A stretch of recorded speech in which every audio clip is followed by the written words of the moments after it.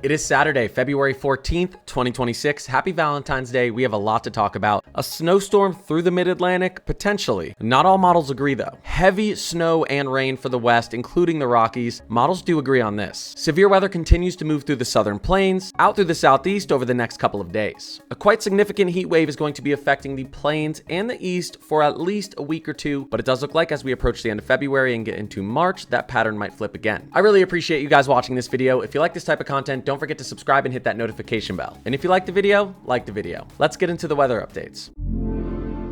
Starting off with our live radar, you can see we have a storm system moving through the plains. This is going to push out towards the southeast as we move through today and tomorrow. But today we are watching the chance for severe weather, including tornadoes, damaging wind, and potentially large hail down here through portions of Oklahoma, Texas, Arkansas, Louisiana, and Mississippi. We'll go over this a little bit later in the video. We've got some light snow showers moving through portions of New England, and we also have some snow showers moving through portions of the Northwest. Now we're going to see a much bigger storm system move in here as we get into late Sunday and into Monday. All right, let's start off by taking a look at this potential snowstorm for the mid-Atlantic.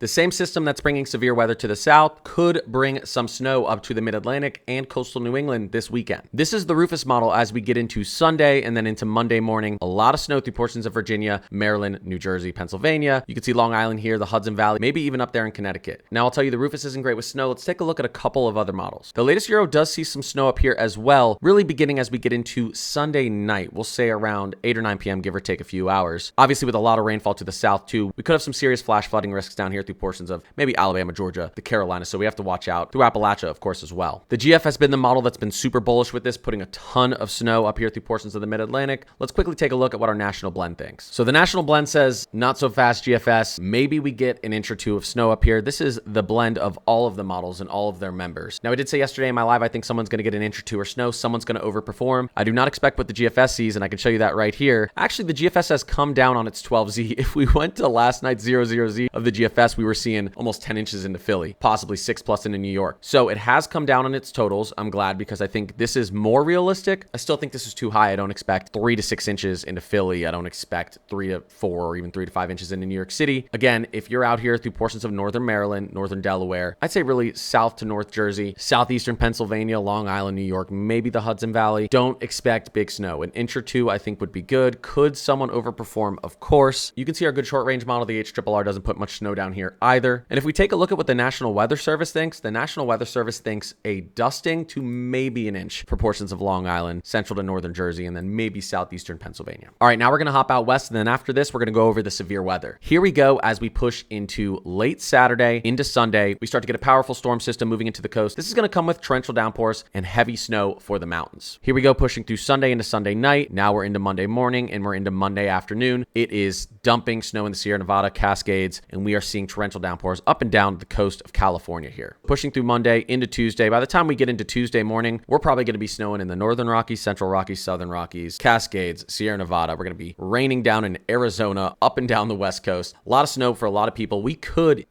even get low elevation snow out there. Maybe in Seattle, Portland, the Pacific Northwest, along the coast. Temperatures are going to be getting cold. You can see these temperature anomalies here running between 5 to 15 degrees below average here. We continue to push in, and now we're suddenly seeing 25 to 30 degrees below average, trying to push up there into the Pacific Northwest, even in Northern California and Western Oregon. So let's watch that. Maybe finally some low elevation snow for the West. But this continues as we push into Wednesday. Look at this snow for the Sierra Nevadas. I mean, this is heavy snow. They're going to see feet and feet and feet of snow as we move through next week. We get into Wednesday, Thursday, pushing out towards Friday. It's still snowing in the Rockies. So expect snow Monday, Tuesday, Wednesday, Thursday, Friday. You haven't had a great season out here. This is going to be a lot of good snow. And this pattern is going to continue. Not necessarily this much moisture, this much snow, but cold air that's going to keep that snowpack as we push through the end of February. Likely, I don't think we're going to get a big ridge setting up here until maybe all the way at the end of February, moving into March. So a good setup as we go into March. And typically, actually, the Rockies do pretty good in March with snow. We'll have to see. Right now, the analogs aren't loving snow in the Rockies this March, but I do know in a typical year, they do pretty good. Getting into our severe weather, here we go. This is as we get into around 6 p.m. today. I know right now we have our storms moving through central Texas right now, eastern Oklahoma. It's downpouring in Kansas and Missouri. So if I push this back, this is kind of where our setup is currently. Strong thunderstorms as I'm making this video right now at around 10:30 Central are about to move into Dallas-Fort Worth and cross over into western Arkansas. But here we go, as I said, as we push throughout the day and as we get into around 6 p.m., these thunderstorms are moving off to the east. You can see here as we get into around 4, 5, 6, moving through Texarkana, central Arkansas, we are going to have the threat for excessive rainfall in this region right here. So just be aware, flash flooding could be an issue. And then as we push on later into the night, we're talking now 9, 10 potentially, maybe earlier, give or take a couple hours, because these storms like to speed up and slow down. The models don't always get the speed right, but here we go. The Texas coastline here, including Houston, and then up through northern Louisiana, and now we're getting into Tennessee and western Mississippi, and now we're talking about 2, 3, 4, 5, 6 a.m. We have the strong QLCS, strong squall line, pushing through Louisiana into Mississippi. This could produce damaging winds, large hail, and even some tornadoes. Now, as we get into Sunday morning, you can see the system beginning to move off to the east. We get into Sunday afternoon, and now we have the severe weather threat potentially for portions of Alabama, Georgia, Panhandle of Florida. We push into later on Sunday as we get into the evening hours. We're watching central Florida and torrential downpours potentially out here, where we definitely could see some excessive rainfall. This is our categorical risk for today. You can see we have a large marginal that includes portions of Mississippi, Louisiana, Oklahoma, and Texas. And that slight risk includes portions of eastern Texas, central to southern Louisiana, and then down there towards southern Mississippi. New Orleans, Houston, you're in the slight risk as well today. Here's our tornado threat. 5% risk for tornadoes from New Orleans all the way out west towards Houston. Again, same kind of area as that slight risk. Then we have a 2% risk for tornadoes. Dallas, Austin, San Antonio. We have a lot of cities in here. Shreveport,